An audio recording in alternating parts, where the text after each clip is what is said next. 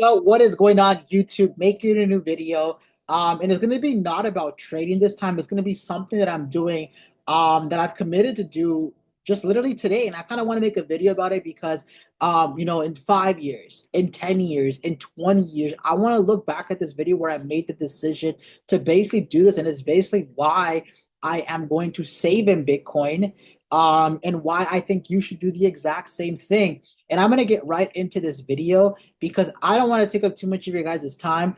And the first thing I kind of want to talk about is where I believe this asset is going. Now, whether you guys like what I'm about to say or not, it doesn't really matter. I believe Bitcoin will reach $1 million eventually. Now, do I know when exactly? No, because I'm not Nostradamus, but I do know this.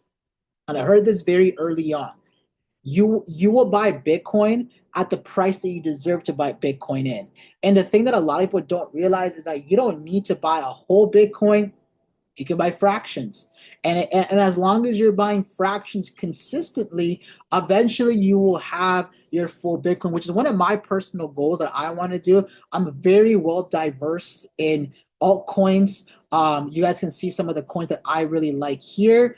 But I'm making a commitment starting, May 24th, 2025, over the next 2.5 years, 3 years max to own one full Bitcoin. And I have the math, and I believe I will do it a lot faster. Now, the first thing I kind of want to talk about is where I believe Bitcoin is going. Now, I believe Bitcoin this cycle is going to at least $250,000 in my humble opinion, and I'm going to explain to you my theory. Now, obviously, I know there's a lot of scarcity in the market, but where scarcity lies, opportunity is there for the average person that takes advantage of it. Now, the first thing that I kind of want to talk about is August. August is a very important month in terms of Bitcoin.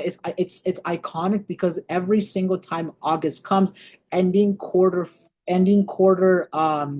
quarter three. My apologies. And going into quarter four, September, October, November, yeah, quarter four. We start approaching when the market starts to run up. 2017, we did it right here. You guys can see from my screen up here, right? One Bitcoin during this time, let me pull my camera down a bit, was was roughly, let me just make this go up a little bit here. My apologies, guys. So Bitcoin, I'm gonna put it down here. So just check down here, guys. So one Bitcoin around August or July was about $2,100. Give or take like 2 grand roughly. So we're talking July, August, September, October, November, December. Roughly 6 months later, we saw Bitcoin do a 21x, and we reached basically $19,000. They say 20K. I'm gonna show you right here, about 19K.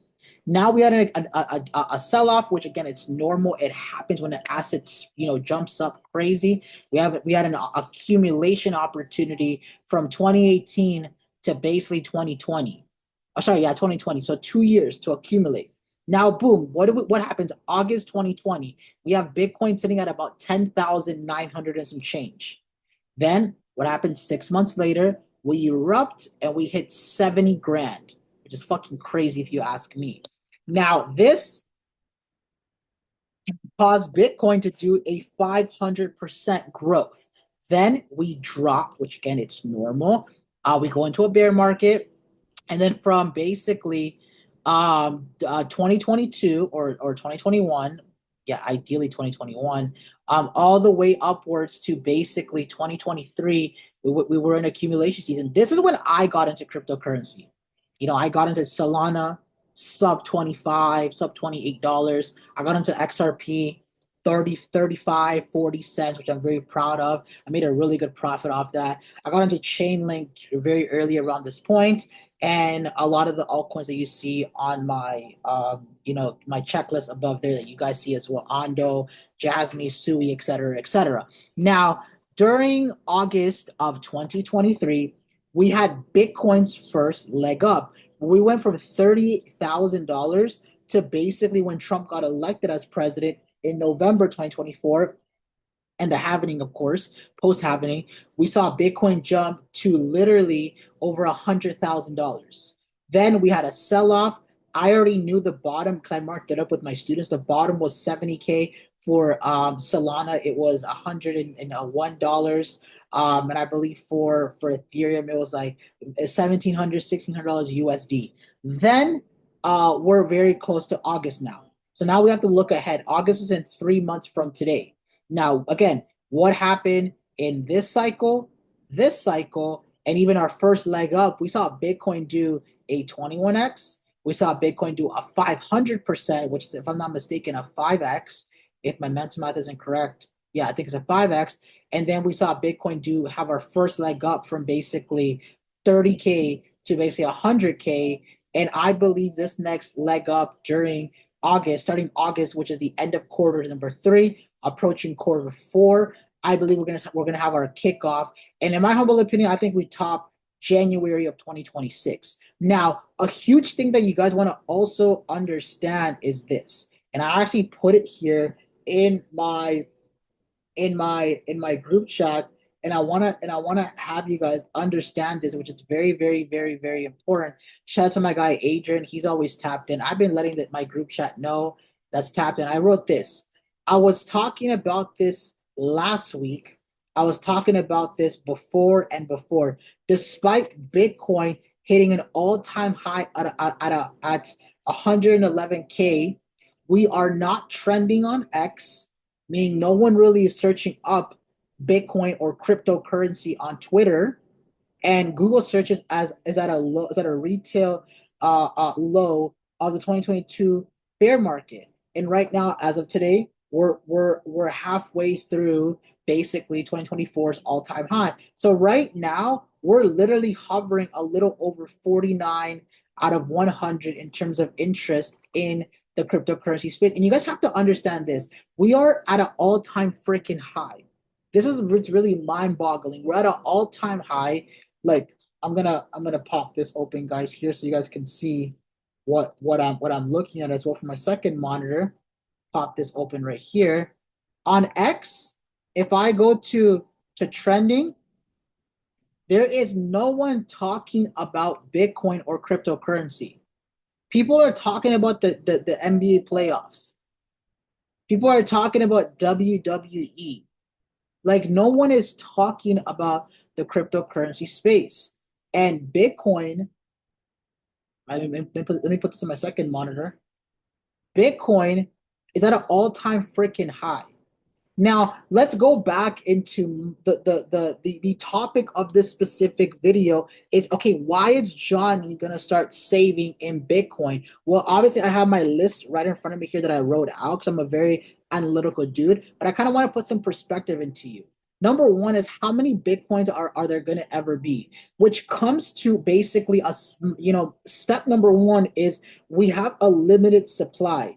Scarcity and anything equals value. What you cannot have, people want. Think about a dude that doesn't chase a woman. The woman wants that, but a dude that chases the woman and is very needy, they don't want nothing to do with it.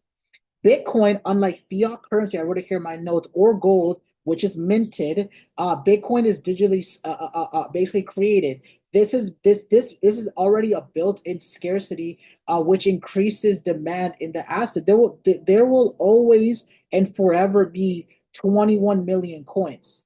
Because why? Because it's a limited supply, which brings me to point number two. It's a hedge against inflation. If you guys really think about it, the best performing asset over the last 10 years has been Bitcoin. We're talking outperforming real estate, which it's outperforming the S&P 500, it's outperforming land, it's outperforming traditional businesses like franchising. Why? Because it's a hedge against inflation. Bitcoin has a fixed supply of 21 million tokens, which makes it immune to inflation caused by the government's printing excessive fiat currency. Over time, fiat currency loses value while Bitcoin tends to appreciate in value. It's the most important thing you guys want to understand, and it kind of brings me into the topic of basically this right here, and I kind of want to type it out so you guys can basically kind of see what I'm talking about is the USD purchasing power chart. A lot of people do not realize that the government, like if you just save money to save money, like I always say this, it's the stupidest thing that you can do. Why? Because the US dollar, and I'm going to talk about the US dollar specifically because it's the world reserve currency, it's lost over 25% of its buying power. During COVID, when Canada, when the United States, when Europe, when Australia, when all these countries were printing out the stimulus check, in Canada it was called the CERB, and in Canada we were getting $2,000 a month. A lot of people don't realize when the US was printing its most amount of money that is ever printed out to aid those that needed it, it lost value. And a lot of people don't understand as well is that the US government, they print money out of thin air to basically pay off their loans, pay off their debt. So it's like grabbing a credit card, for example. Let's put it into this aspect so my viewers can understand what I'm talking about. It's like you grabbing your credit card to pay off your line of credit and then liquidating that money that you used with your line of credit to go use to spend. I used to work at a loaning store, and this is what where financial kind of stupidity comes into play. I had people that I used to sell lines of credit to when I had my job selling loans, and people used to basically get their paycheck, pay off their payday loan, then they would basically reloan. This is so fucked. Reloan, then they will pay their line of credit with what they're reloaning, and whatever's left over, they basically keep. And it's this endless cycle of loop, and they never break it. It's the saddest shit in the world. But that's what the government is basically doing. They're printing money out of thin air, they're paying off their debt that's mathematically impossible to ever pay off, and your dollar and your bank account and your savings account is just depreciating in value. Which brings me to topic number three: full ownership. See, with Bitcoin and just cryptocurrency as a whole, it can't be basically frozen. It can't be seized. It can't be censored by banks or government. It gives me, Johnny, you watching this video, full control of your money, especially if it's important to you for you to relocate and want financial sovereignty. Like a lot of people don't realize that. Like I can have, let me pull this out. I can have, right? I'm not gonna say how much money is in my ledger because that's irrelevant. But I can have, let's say, $3 trillion in my ledger. I can say to my mom, I can say, hey, you know what? Let's go move to El Salvador because they're crypto friendly, they're Bitcoin friendly, and I can take my ledger with me, put it in my pocket, take it to the airport, and I can go to El Salvador, and I can basically grab my wallet, find an OTC transactioner in El Salvador, liquidate some of my money, and get some. I don't know what they use in El Salvador. I think it's USD, and I'm there. I can't take $2 million in a duffel bag and go across the country, or go from Canada to South America with $2 million in a suitcase.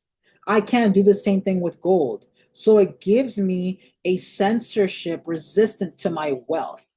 Number three, it's borderless and portable. Basically, what I just mentioned to you. I can't grab my 40 tons of gold and take it to El Salvador or take it to Dubai. I can take my $4 million in my ledger, and I can go to anywhere in the world because no one's gonna know because it's digital. That's the power with borderless and portable. Your savings are accessible from anywhere in the world with an internet connection. I wrote it here. You can store millions in Bitcoin on a small wallet, or a cold wallet, and you can go across the whole world with it. It's cheap, it's international, and it's fast. That's the power of cryptocurrency as a whole. Number two, it's high upside potential. Again, I wrote it here, or I kind of not even wrote it here. I kind of have it here. When was Bitcoin first established? Or not even first, but when was it first known? It was on TradingView. It was 2014, but Bitcoin came into inception during the financial crisis in 2000, 2008, 2000, sorry, 2009-ish, 2008, when the housing market crashed. And it's high upside potential. It's still early in adoption phase. Like I said, guys, a lot of people don't realize, yes, Bitcoin is at 110K, but very soon it will reach this level. Then very soon it would reach this level. Then very soon it will reach $1 million. Like where we're at right now to $1 million is a 10x. Like it's not that difficult to do. And if banks, hedge funds adopt this asset, like I believe they will, we're going to see this go to $1 million a lot faster. Again, the it has high upside potential. And you guys are seeing that big countries are recognizing it as a form of a norm. Like a lot of people don't realize, like, look at this, guys. El Salvador Bitcoin. Oh shit, my bad. El Salvador. I'm gonna put this here. El Salvador. Why can I not type Bitcoin? Like you guys have seen that Bitcoin. El Salvador. Look at this. El Salvador has become the first country in the world to use Bitcoin as legal tender. It has adopted this ever such the Legislative Assembly in El Salvador in 2021. Like it's crazy when you realize how this gentleman, I don't even know his name, but he's a president of El Salvador, he's literally taking a country that's struggling financially, considered a third world country, and he's gonna make them one of the richest nations in the world. Like in 10 years, I believe El Salvador will be like Dubai, in my humble opinion. They even have a program where you can pay them $1 million in Bitcoin and you can get citizenship there for basically forever because they are welcoming the wealthy. They are welcoming those that have money. So again, high upside. A lot of these countries are adopting this asset as a form of a tender, and a lot of countries will follow. Number three, number six, my fault. I don't know where I'm at. It's a protection against bank failures. Saving in Bitcoin removes the risk of bank failures. When you do something wrong, your bank can freeze your money. Your bank can freeze your account. Your bank can stop your spending. You don't have like if you have 40 grand in your account and you want to withdraw half of that, they're gonna ask you a bajillions of questions. Bitcoin has no middleman. You are your bank. That's why I'm a huge advocate for this asset. The next point is that it's a 24/7. It has 24/7 liquidity.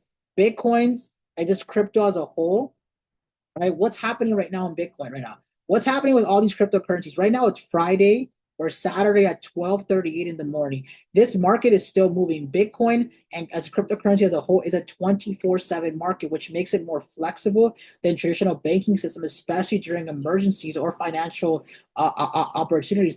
God forbid, knock on wood. Let's say something happens and the banking system just goes to shit and I have, let's say, 6 Bitcoins and I want to withdraw something to, I don't know, I need money. I can go to a Bitcoin ATM and withdraw the money. Now, obviously, it's not quick like this, of course, but there's options that I can move my money without needing a bank. And a lot of people don't understand that, which kind of leads me to the technological and financial revolution. By saving in Bitcoin, you're aligning with the future of money. What are countries adopting to? Digital currency. Back in the early 2000s, when credit cards and debit cards first came out, everyone thought that, hey, this is not a thing. I kind of have this here. I kind of want to show you guys this. Let me pull this out. This is one of my chats that I have. I kind of want you guys to see this because this is very, very, very important. Let me pull this back out. I kind of want you guys to see this. Like a lot of people don't understand. Right? They don't understand that in 2000, literally December 5th, 2000, I was like 3 years old during this time. And there was an article that talked about the internet may just be a passing fad as millions give up on it.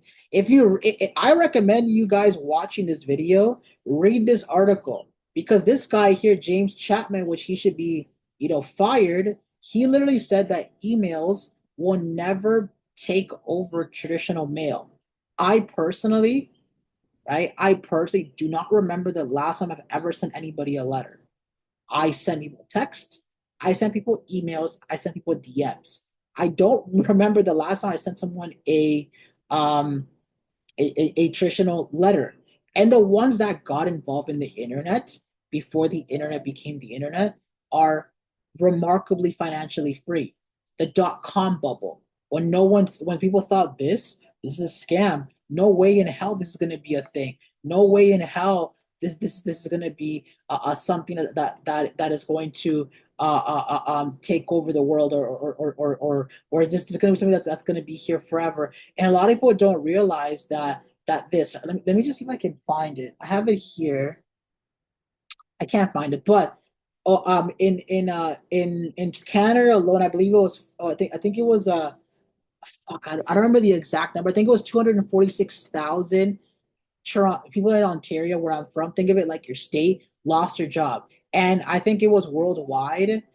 I think it was like 32 million, or I don't know the exact number, but millions of people lost their jobs. But during COVID, the worst freaking year or era for people, over 5.2 million millionaires were created. And there was another article on CNBC that talked about that 80% of the millionaires that were created during COVID came from the investing industry. And the investing industry included real estate, stocks, cryptos, and traditional business. It was those four sectors. And it's crazy that a lot of people do not understand that, the technology and revolution that we're basically in. And it's not just myself talking about it, it's so many other people talking about it. I'm gonna play like one, or maybe like one video, so you guys can have a better understanding. They're printing money because they're going to end the dollar. They're going to collapse the dollar through hyperinflation and transition to a digital currency. They're printing the money. They're then sending the money over there. Little Zelensky gets to keep part of it, and he gets to buy some yachts and some big houses and all this shit. The rest of it comes back to political PACs or individual people that are in the government. Those people are taking the money, buying assets that will bridge from this monetary system to the next. Then you set. I believe that in the next 5 to 10 years, the new monetary system will be digital currency. The new monetary system will be, how much Bitcoin do you have? The new monetary system will be the cashier at your local grocery store saying to you, how would you like to pay? Debit, credit, or crypto? I promise you that will happen. And when it does happen, these assets are going to be already ripping, just like Apple did. And the question that you wanna ask yourself is this. And let me just share my screen one more time so you guys can see what the hell I'm talking about. Is this: what price do I want to buy Bitcoin in? What price do I want to start getting involved? And whether you guys get involved or not, I don't care. It's not really my business. I don't really what's it called? I don't really make any money whether you buy or nothing, because I'm not a part or affiliated with any company, any group, any little team. I just literally self-educate and teach others the exact same thing. The question that you want to ask yourself is, what price do you want to buy Bitcoin in? Do you want to keep saving your money in your bank account that is giving you nothing in return? Do you want to keep working at that job that pays you pennies on the dollar, and inflation is gonna wipe you out, and possibly AI? Do you want to keep letting your dollars depreciate in value and not put it in the best performing assets? Like that, I'll end it off with this. Right now, I heard this recently, and it's such a factual thing. Right now, there is $1 million on sale, and it's on sale for $108,000. And you can get involved in it fractionally. You don't have to invest the whole thing. You can put fractions of it.